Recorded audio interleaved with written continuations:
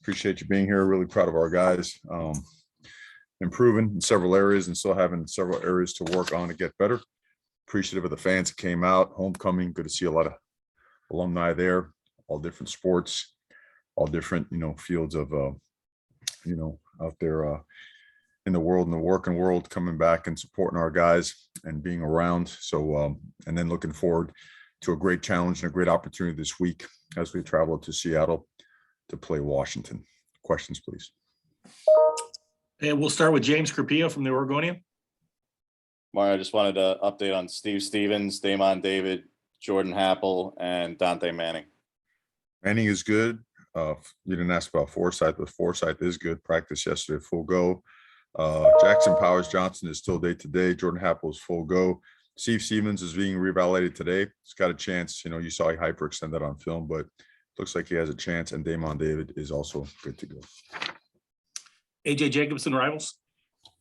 Coach, you kind of alluded to this in your opening, but the team played pretty well against Colorado, but there's a lot left available that they can get better at. What are the areas that you kind of identified you'd like to focus on and improve over the next few weeks here? I think the kicking game, we saw we had some coverage issues right there. I mean, they have a really good player. Brendan Rice is a great returner, a great receiver as well.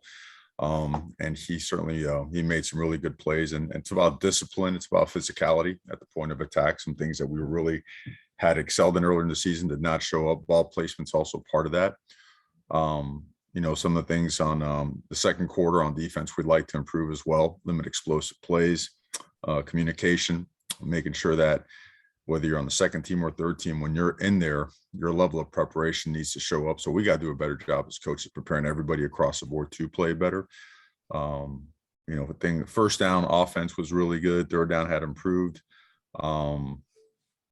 There's a lot, and I could go on and on about all the things we need to improve upon, but the list that we have put together is a priority list, and those are things we attack right away the moment we get in the building. Yesterday on Sunday, the day after the game, and it carries over till today and the rest of the week. Antoine Staley, register guard. Hey, Coach. You're obviously entering a rivalry game. Just talk about just what are you telling your players this week as in preparing for Washington, especially considering they didn't play this opponent a year ago. Well, I think the intensity of rivalry games take care of themselves. The important part is making sure that that we're investing in our preparation, practice, the way that we do everything, right? We have a 1-0 approach and a mentality for everything we do. And our plan is to stay the course and just improve our 1-0 every single week. Our 1-0 processes, I should say, every single week. That's what works for us. That's what we're focused on. Matt Preem, 247 Sports. Yeah, Brian Cardwell had a really good game and feels like his reps the last couple of weeks have really gone up. Just your thoughts on just his improvement and just where you feel like he was really good on his runs last week against Colorado. Well, the stuff that had been showing up in practice showed up in the game. Really patient. He understands how to set up his runs, how to read his blocks. He understands the intent of the play, what we're trying to do and how we're trying to do it, why we're doing it that way. He understands 2-man, 3-man, 4-man surface, backside, front side, gap schemes, zone schemes. He gets it. He really does. And then he also improved a ton in his understanding of protections, his understanding of his responsibilities in the passing game. And the moment was not too big for him. Ball security was fairly good. We always work on that. It needs to get better all the time. And he ran with physicality, there was contact plus 2 or 3 yards. And it was difficult for the first guy to get him down. So really positive day for him. Big future for him here at Oregon. Eric Scopel, 247 Sports. We've talked to Coach a lot about just the offensive line and how well it's played the last couple of weeks. I wanted to ask you specifically about TJ Bass making the move to left tackle. I know that's not an easy position to play, but I don't want to say he's made it look easy to us at least. What's kind of gone into that and kind of what progress have you seen there? And how has that maybe freed you up to rotate other players around comfortably with him occupying that spot so well? Yeah, the offensive line here, we like to, think we do some really unique things to develop our guys. And we also look for matchups and we look for combinations. We don't disclose which is what or why we do certain things like that. But, you really want to find like what the chemistry, the synergy of your offensive line, how it works best when you're running a particular scheme. And TJ has been outstanding all year long. I credit Stephen Jones, who has really bounced around from position to position and has excelled at a really high level. One of our best players this last game. George Dawson, Ryan Walk has jumped all over Salah. Salah had to attend to a family issue on Tuesday and wasn't able to be here for practice and was back immediately. And just took care of business and played a really good football game. So credit to a guy like him, who was able to handle, everything he needed to be successful in this game. So again, Coach Mirabal, he's the best in the country at doing that. We're not even anywhere close to being where we want to be or need to be, which is good. And our players acknowledge that. So we just got to get back to work. We just got to get better. Alvaro Torres, end zoners. Hi, Coach Cristobal. You have one of the best conversion rates on a third down in the FBS, but you will be facing the best third defense you've faced all season. How big of a difference of a barometer game will this be, and what would you say are the main challenges they pose?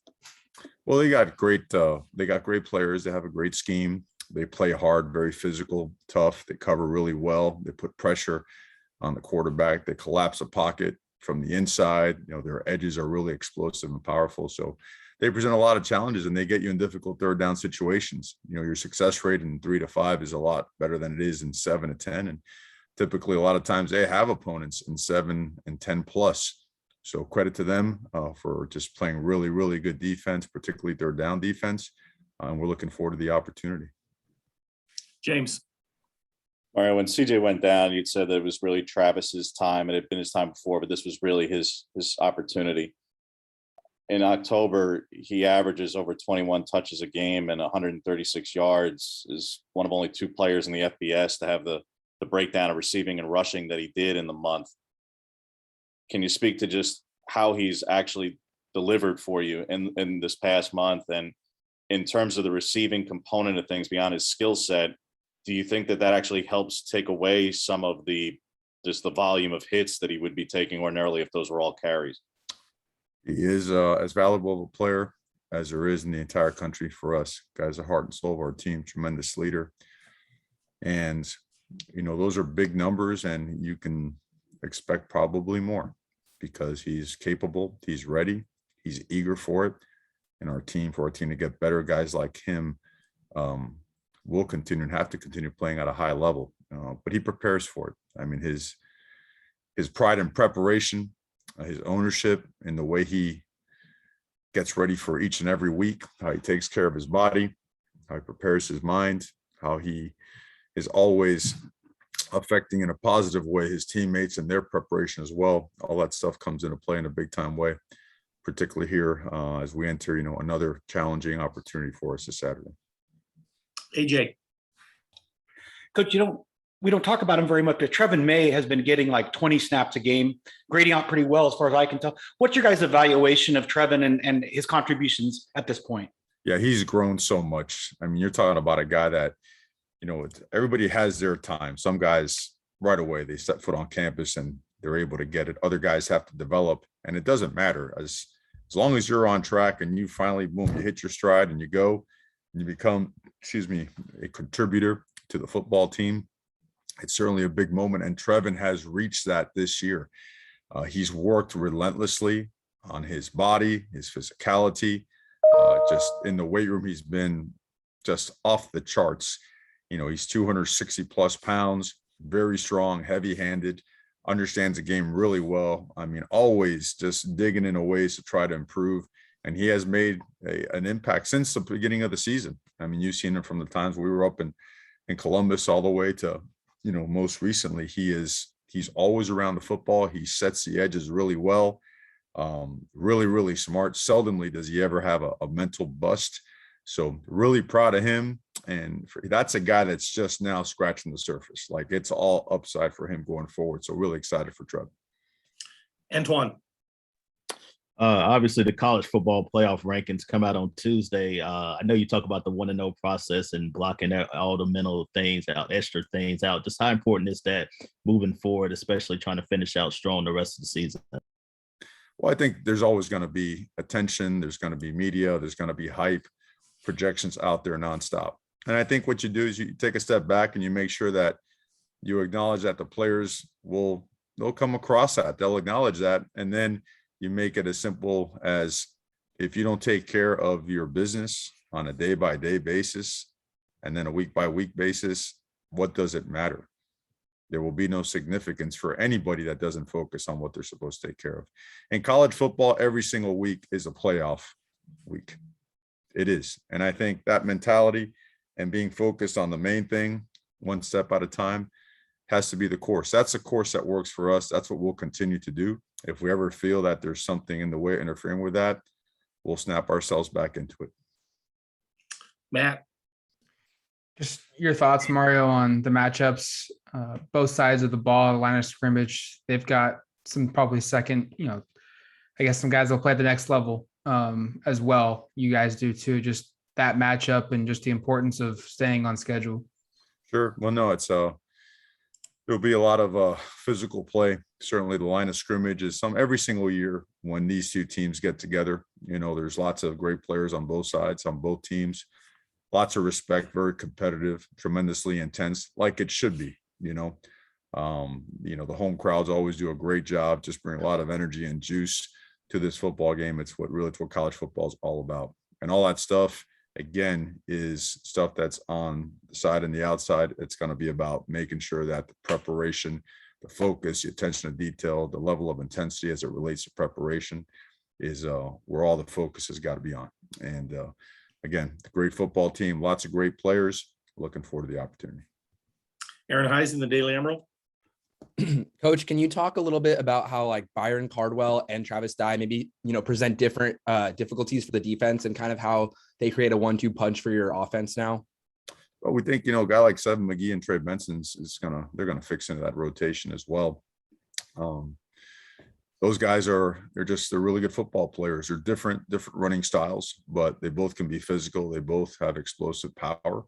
They both can make you miss, and they can both take it to the house. So they're good receivers out of the backfield as well, good in protection. So you're not limited when they're in the game. Your entire playbook is open, and you can do what you need to do as it relates to what you feel can be successful, help you be successful. So it's really good football players that are, again, make us, give us a chance every week to be successful.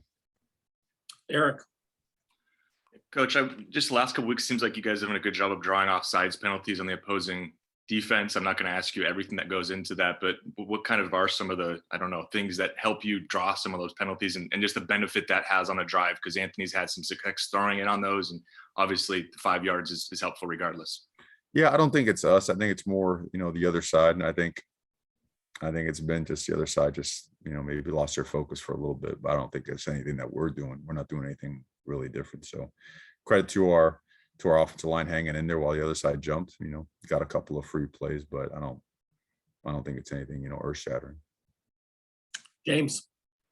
You're certainly quite familiar with a lot of their skill players on offense. Mario, the guys who are really carrying them, McGrew and Bynum and Otten. I know it's a different looking offense compared to the last time you played them, certainly, and you were preparing for them last year, but what makes them in particular, McGrew who's so experienced at running back, or Otten and Bynum, again, guys who've been around for a long time, just such useful weapons for them on offense? Yeah, experienced eyes. I mean, they've played a ton of football.